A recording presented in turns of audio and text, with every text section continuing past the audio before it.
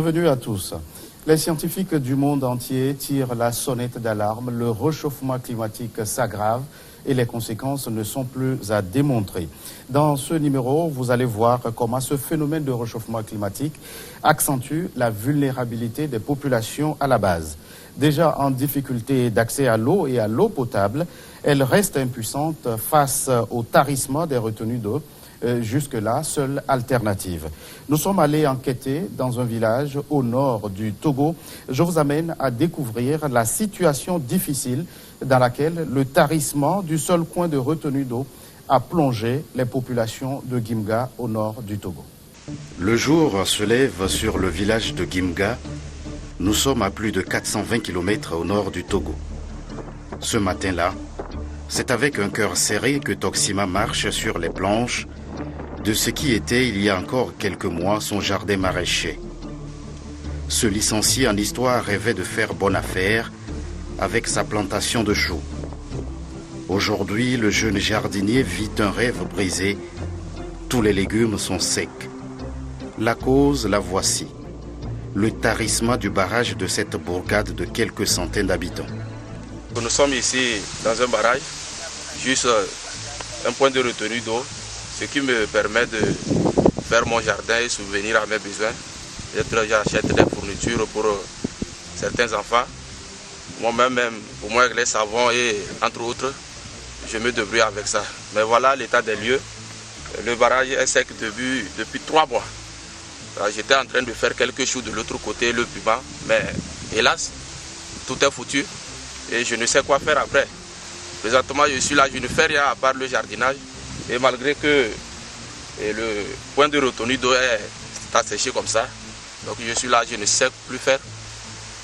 Donc on sollicite des aides de part et d'autre, s'il y a des appuis pour nous aider au moins à dégager les bottes de terre qui couvrent au moins les sources. Cela pourrait nous faire plaisir sincèrement. Sinon là où je suis là, je navigue seulement comme ça, je n'ai rien à faire présentement. Toxima avait cru pallier sa situation de chômeur par le maraîchage.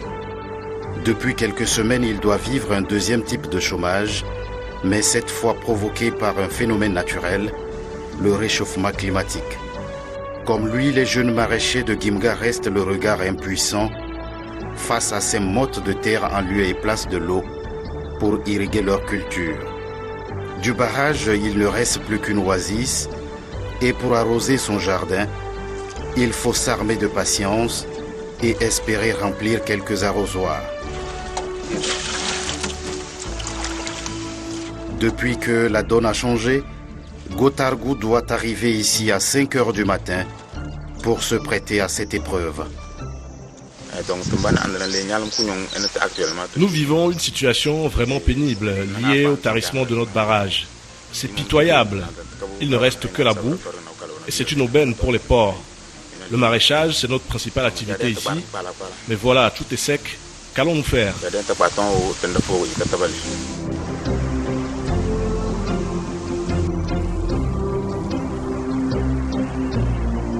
Depuis la construction de ce barrage il y a 4 ans, c'est la première fois que les populations de ce village vivent une telle situation.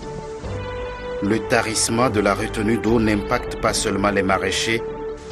En l'absence d'un réseau d'adduction d'eau potable, beaucoup viennent ici s'approvisionner en eau de consommation, comme ce jour-là, Guienda à Tonyata.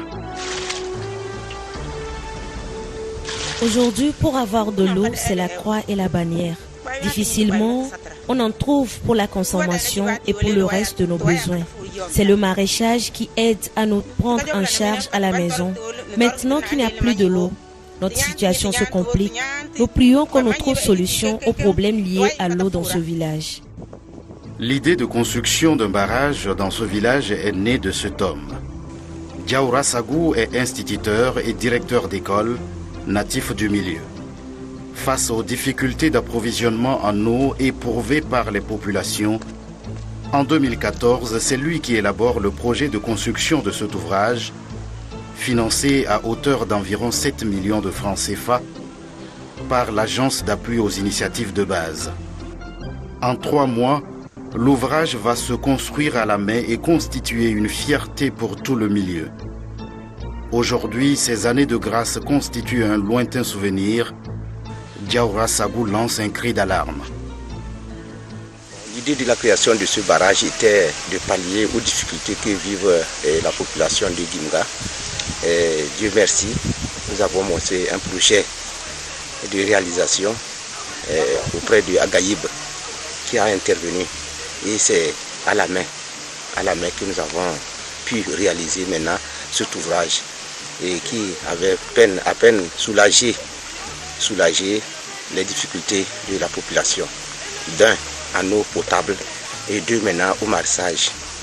À partir de ce jardin, les jeunes se sentaient à l'aise dans la production des légumes pour la consommation et la vente également. Ça leur permettait également de vendre ces produits pour se prendre en charge sur le plan éducatif et sur le plan sanitaire. Mais aujourd'hui, nous sommes confrontés à une difficulté. Le barrage à Tari, comme c'était à la main, le barrage à Tari, et que vraiment les jeunes ont des difficultés. Même la population a des difficultés aussi de trouver de l'eau potable pour la consommation. Donc nous lançons un appel au gouvernement. Nous demandons au gouvernement de nous appuyer et d'appuyer cette population qui a une nécessité pour pouvoir maintenant survivre. À Gimga, s'approvisionner en eau et en eau potable relève désormais d'un véritable parcours du combattant. Depuis le tarissement du barrage, le chef du village nourrit toute une autre inquiétude. Badida Bandawa craint que les jeunes aujourd'hui désœuvrés ne désertent le milieu pour prendre notamment la route de l'aventure vers le Bénin voisin ou le Nigeria. Le dignitaire en appelle au soutien du chef de l'État togolais. Ce barrage a été bâti par la population et qui ravitaillait nos enfants, qui faisaient le jardin juste pour bon, ça soulageait les parents. Maintenant, on a creusé il y a de cela 4 ans. Bon, maintenant, le barrage est tari. On ne sait pas qu'est-ce qu'on doit faire.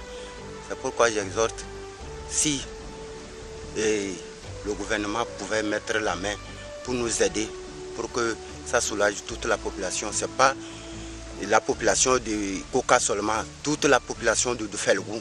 Ce barrage, vraiment, aidait aussi à puiser, puisqu'on consommait l'eau là. Aidait aussi pour la construction des maisons. Aidait pour se laver. Tout ça là. Pourquoi maintenant, je demande maintenant au gouvernement, plus l'initiative avec notre président fort, que ce message arrive pour qu'il puisse nous aider.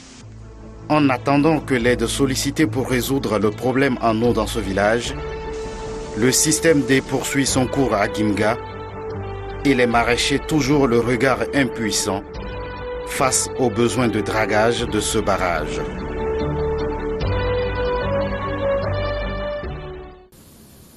Et pour commenter cette difficulté d'accès à l'eau liée au réchauffement climatique, je reçois sur ce plateau Flamé Ayafor. Vous êtes spécialiste WASH, point focal national de l'initiative Ton futur, ton climat. Merci d'avoir répondu à notre invitation. Merci Gaëtan et salut à tous les téléspectateurs de New World TV. Monsieur Ayafor, comment réagissez-vous face à ce que vous venez de regarder? Je suis tout ému de voir qu'aujourd'hui encore, au XXIe siècle, il y a de ces situations dans nos localités. Et j'avoue que ce village n'est pas le seul dans le cas. Mais en même temps, ça permet quand même de démontrer aux gens que le changement climatique est réel. Ceux qui, aujourd'hui encore, ont des doutes sur l'effectivité du changement climatique pourront voir qu'effectivement, il y a ce problème, c'est réel. Et il est temps maintenant de prendre des initiatives pour lutter efficacement contre ce phénomène. Et vous le dites si bien, la situation que vivent les populations de Gimga n'est pas isolée. On peut en trouver aussi au Togo comme ailleurs? Oui, effectivement, la situation d'accès à l'eau, et plus particulièrement à l'eau potable, aujourd'hui dans nos pays est assez cruciale.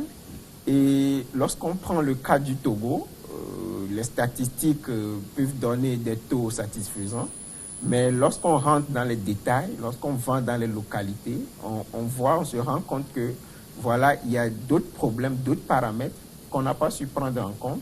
Il y a des ouvrages qui ont été réalisés il y a plusieurs années et qui aujourd'hui sont tombés en panne et les populations sont obligées de pratiquer le système D, comme vous l'avez dit dans le reportage, pour s'approvisionner en eau. Et aujourd'hui, la source, elle n'est même pas potable, mais encore faut-il que cette eau non potable-là soit disponible. Il n'y a même pas cette eau-là pour que les gens puissent prendre pour subvenir à leurs besoins en eau de façon générale et en eau potable. Il y a un aspect qui m'a accroché dans ce reportage, c'est que depuis la construction de ce barrage, les populations n'ont jamais vécu une telle situation. La preuve que le réchauffement climatique dont on parle s'aggrave. Oui, effectivement, ça s'aggrave. C'est vrai qu'on peut questionner les moyens, les techniques utilisées pour réaliser cet ouvrage, parce que le reportage dit que ça a été fait à la main. Et donc, ça pose aussi quelques problèmes. Mais il faut comprendre aussi que le réchauffement climatique est réel. Et il y a récemment, en mars dernier, le rapport mondial des Nations Unies sur la mise en valeur des ressources en eau, qui dit en fait que les sécheresses aujourd'hui ont affecté 55 millions de personnes dans le monde. Et en termes de dommages économiques, ça a coûté plus de 5 milliards de dollars américains. Et donc, parce que lorsqu'aujourd'hui il y a un point d'eau, il y a toutes les activités économiques qui se développent autour. On a vu le cas du maraîchage. Effectivement. Et donc, ça veut dire que cette sécheresse-là empêche ces jeunes de pratiquer leur activité génératrice de revenus et donc de ne plus avoir de revenus. Et ce chiffre-là, c'est plus que, sinon presque la même chose que les conflits, les épidémies aujourd'hui dans le monde. Donc, il faut comprendre aujourd'hui que c'est réel. Ça s'aggrave d'ailleurs d'année en année parce que on s'est dit, on a fixé l'objectif d'être en dessous de 2 degrés à la COP 21 à Paris, mais on voit que la trajectoire actuelle même ne nous permettra pas d'être en deçà de cet objectif-là. Et donc, plus ça augmente, plus les conséquences sont plus retentissantes pour les populations. Les efforts concrètement doivent être faits à quel niveau pour soulager le calvaire de ces populations? Les efforts doivent être faits à tous les niveaux, et notamment au niveau de nos gouvernants, mais aussi au niveau des mécènes, des partenaires. Et il faut qu'on quitte aujourd'hui le cadre des sommets, des conférences, on prend des décisions. Il faut qu'on passe à la mise en œuvre des décisions. On a les tests, on a tout ce qu'il y a, on a tout l'arsenal qui existe, mais pour mettre en pratique, c'est là où on a le problème. Et donc, il faut réellement qu'on passe à la mise en œuvre des décisions et il faut comprendre aussi qu'il faut mettre les moyens. Et si on n'arrive pas à comprendre que l'eau est au cœur des autres secteurs d'activité, permet le développement des autres secteurs, on l'a vu, le maraîchage, ça dépend directement de l'eau. L'agriculture aussi, parce que 69% des prélèvements mondiaux d'eau servent à l'agriculture. Et tous les autres secteurs de développement. Et donc, si on ne met pas les fonds, les financements adéquats au niveau de l'eau, ça veut dire qu'on ne pourra pas résoudre le problème.